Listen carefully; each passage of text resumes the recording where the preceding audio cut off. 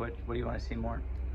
This bamboo scroll. It's been in my family for fucking ever. I don't know why I swear it. I'm sorry. Or the garage. It's the garage over there. Are we giving a tour? No. You're plugged in. That's why you're not in the actual place. So I already filmed a coffee with Jason video. And then my alarm went off. My 9 o'clock alarm went off, which I should have seen coming, really. I am usually doing my video between 9 and 10 or 8 and 9 or whatever, but today's different. Thursdays are different because Thursdays I have therapy with my buddy Scott. By therapy, I mean my insurance pays this dude to talk to me once 1 hour every week, right? I like better. I like that. Just cut up here. I think that's where a shirt cut should be. When it hangs down through here, it just makes me feel long and weird. Right? Okay.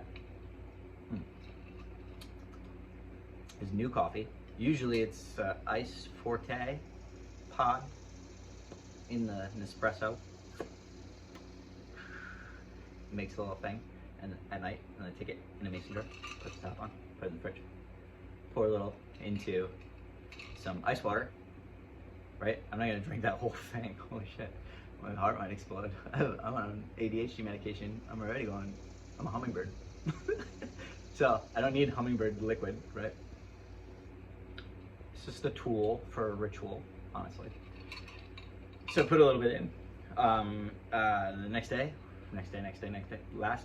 yesterday, we went to Trader Joe's. If you've ever been to a Trader Joe's, we actually just listened to a podcast called Is It a Cult?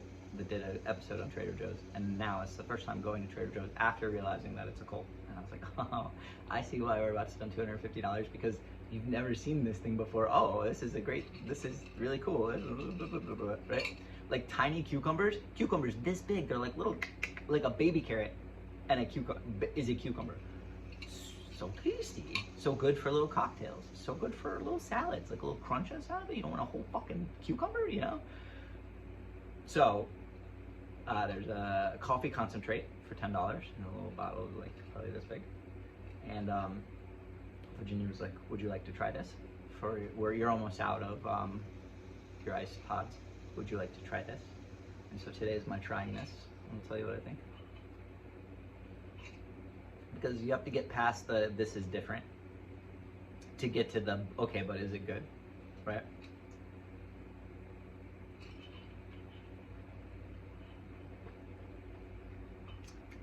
Gotta really coat your tongue like you do with wine. It's not bad. Right. All right, coffee with Jason. Yeah, so I already filmed a whole a video, but my alarm cut me off right at the end. I was telling you a story about that. I'm not gonna say again. It'll just be like, end of season blooper reels or something like that. Not true, because I've been deleting these videos as soon as I put them on YouTube, right? So YouTube is the only place these videos exist. There is no such thing as these videos anywhere else unless something that is, AIE and Apple, terms of service that I didn't read type situation where the information is actually someone else's. And even if I delete it, that's fine too, So, yeah, 9 o'clock Thursdays, I have an hour with Scott, my spirit guide. It was oh man, I love impressing that man, right? I love like telling him about how organized I've been getting myself and why it's working. And one of the reasons I think it is like super working because he's like, oh, but stay balanced between like a rigid structure and some flexibility because life needs flex, right? It's always what he says when I'm talking about like I do this at this time, this at this time, this at this time, right? He's like, whoa, buddy, I recognize the OCD there. Let's and so it's like balance. But I was like, because I am using my words clearly these days, I was like, it isn't having this structure that I've created is a little bit of a has a little bit of a fail-safe in it where none of the things that I'm doing around the clock right? These portions I've separated out throughout the clock, right? None of these things depend on another one, right? Like if I don't do something in the morning, it's not gonna like kick my ass, like, right? if right, if one domino falls, it doesn't wipe out the entire day. It's more of a structure where if I've flexed into a different role, let's say for example, Virginia's dad came over yesterday morning at around 9 to help me get the tractor, the Lawn General rider mower started.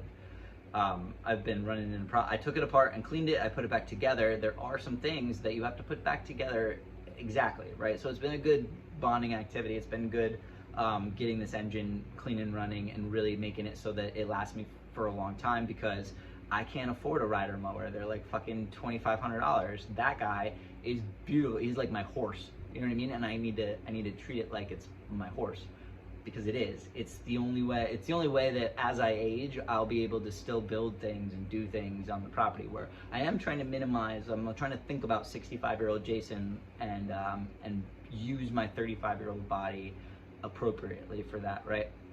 Like I want to build a dumbwaiter so that we can get laundry from the basement to the second floor where we live, from where the laundry is, up a flight of stairs, up a flight of stairs, and that's where our dresser is. That seems insane. And so I don't want to become the type of people that like have all of their laundry in the basement, or have all their laundry in like, you know, on the couch or something like that, right? I need to use the abilities that I have right now and the strength I have right now and the focus I have right now as a 35-year-old to create the dumbwaiter and maybe a laundry chute, so that everything can go down and it can just be pulled up. It can even be electric, right? It's important, right? Fixing the water problems are important. Redirecting the drains, fixing the gutters, things like that is like, if I can make a gutter last for 50 years, that is solid, because I will be 85, and by then my kid and I will have replaced those gutters again, more toward the end of it, when they're actually an adult and like can I don't know. They say not to really predict things with kids, right? So just gotta let that be. Just like hope for the best, that they're gonna appreciate this land and take it over after me, instead of you know, fucking off and doing what they want. I just hope that like I make it special enough that this is what they want. So what was I talking about? Right, so flexibility in the schedule. So he came and helped me with he got the chipper started. We need a piece called a magneto coil for the engine block, for the tractor. And then I'll be able to like I'll have a rider mower, which will help me keep the roads clear, right? Imagine having a small, medium, large. I have a weed whacker, which is like, it has like this much radius, like, and it's very, it's like a Dremel, right? And then I have a 21-inch push mower, which should be for trails, which is where a human walks or a dog, right? So there's the smaller, you know, I can get everywhere from anywhere with a push mower, and that's the trails. And then all of the roads, which is this side of the garage where you could drive a car through. Between my neighbor's privacy fence and the garage, there's a space, right? So that's the highway as far as the rider mower goes, because it's got 36 inches and then the tires. So it's like, it's a Mack truck, right?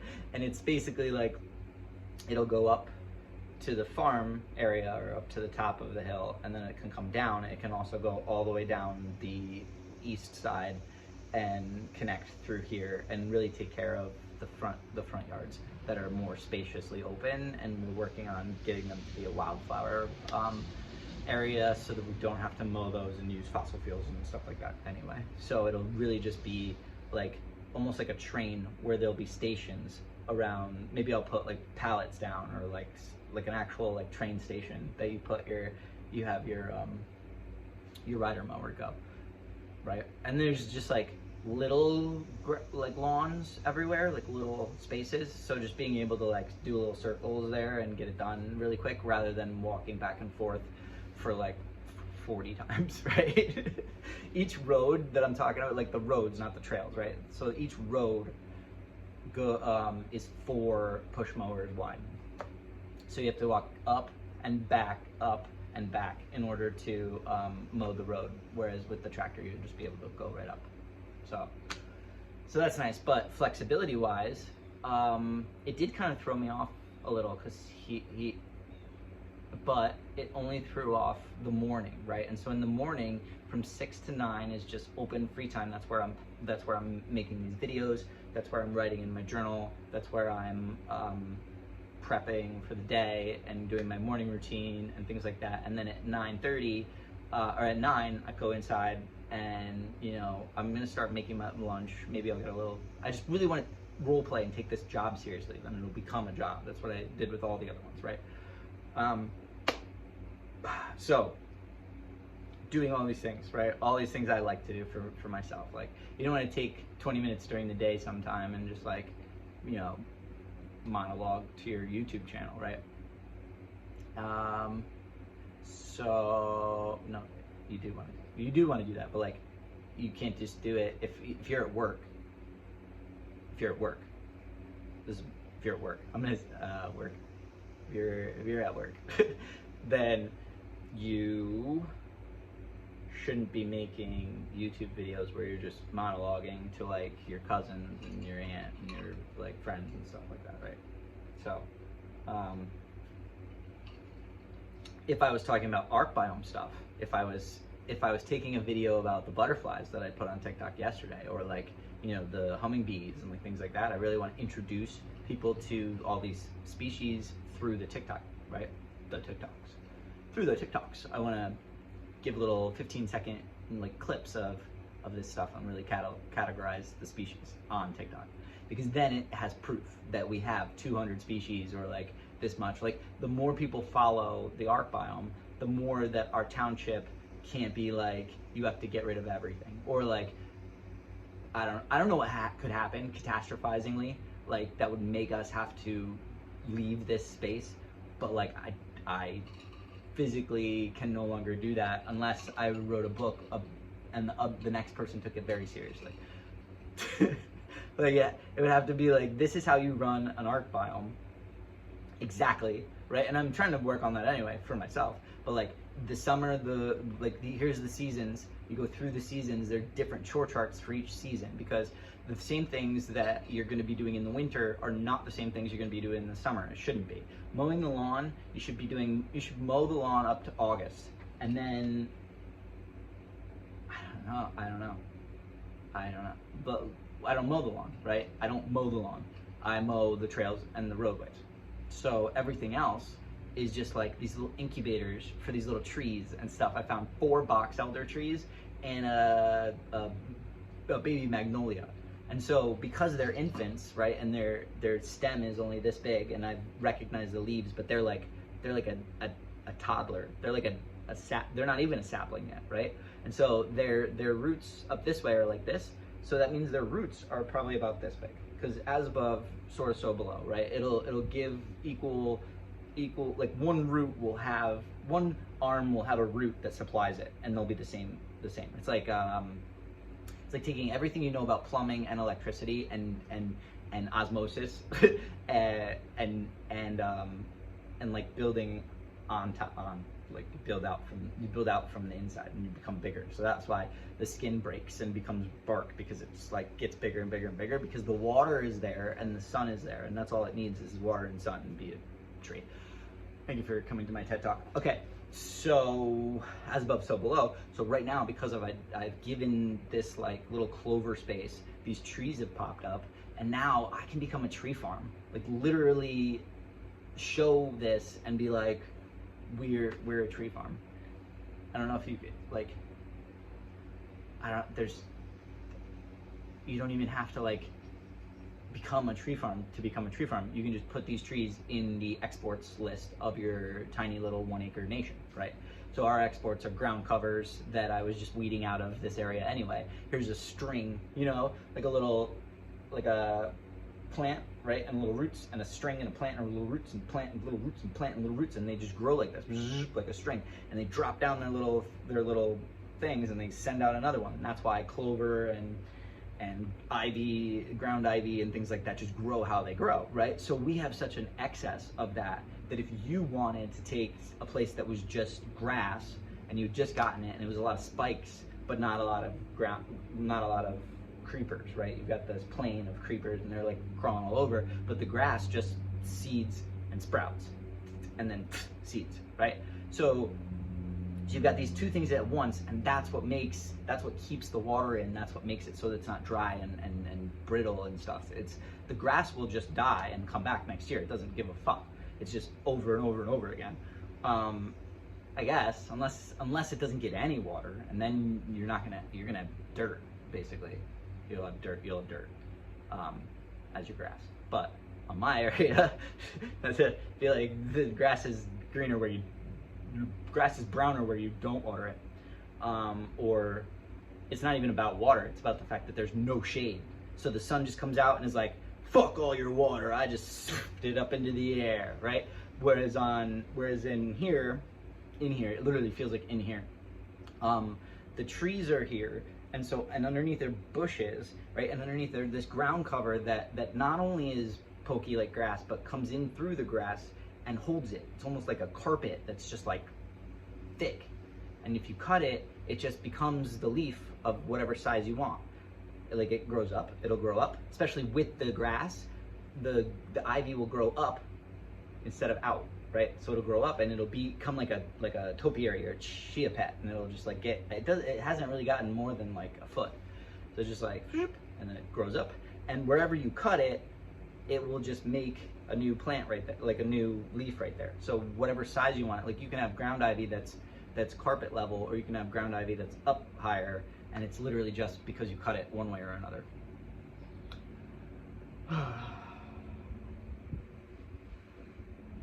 Yep. So we can, export them. We can export eggs when we get chickens if we have too much. Any surplus of something that we don't need, we can export. And so I do have a list of possible exports, and so it's a matter of taking photos of them and then bringing them to Computer Me and putting them on my computer, and then putting the image with the information about it and a market price, and finding out the market price. And then I wonder if we could maybe like bump it up 15%, and then say that the 15% is goes to the ARK biome, because like if we can sell a whole sheet for 10, right, and you add $1.50, it's only $1. No, 10% wouldn't be enough.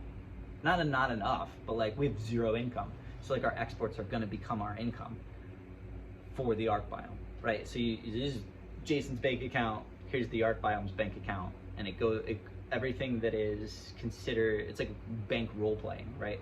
Everything that is considered, what's it called?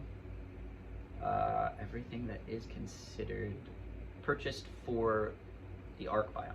So just to go over this again, we've got our acre that is under an umbrella nation called Cranesmith. That's both of our last names together in a cool little way, right? Cranesmith. We are Cranesmiths. Cranesmithians. Okay. Inside that, when you like zoom, now you've got this map, right, of Cranesmith. It's a rectangle, and there's an upper half, a lower half, a driveway, a garage, and a house. Cranesmith. A little farm plot at the top, right? All the trails and shit if you want to. It's a map, right? Which I'm working on. And then you've got the land of it, which is the Crane ARK biome. We took out the house, and the land of it is a Crane ARK biome. And when you put the house back down, the house is the Smith house. So it is Cranesmith, the ARK biome featuring the Smith house. And why we're doing that is because her last name is Smith, and so were the people who lived here before, even though I don't think there's any relation, but like, how could you tell? Because it's Smith, right? So Smith has been here since it was built in 1930. The last name Smith has been there. So I believe, and I'm going to do this, to put established 1930, because then we are pushing up on a 100-year-old house within this decade. So we'll have a housewarming party on the 100-year, on the 100-year mark. So there's a lot of goals there, right? But are those my 5-year goals? So it's about 20 minutes, and I've hit a lull here. So I'm going to, push this through, send it to the YouTube. 20 minutes has been okay, yeah. So.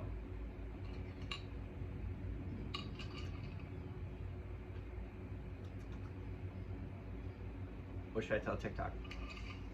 I do 20 minutes for YouTube, and then I flip it over and I'm like, here's a little fun, little quirky thing.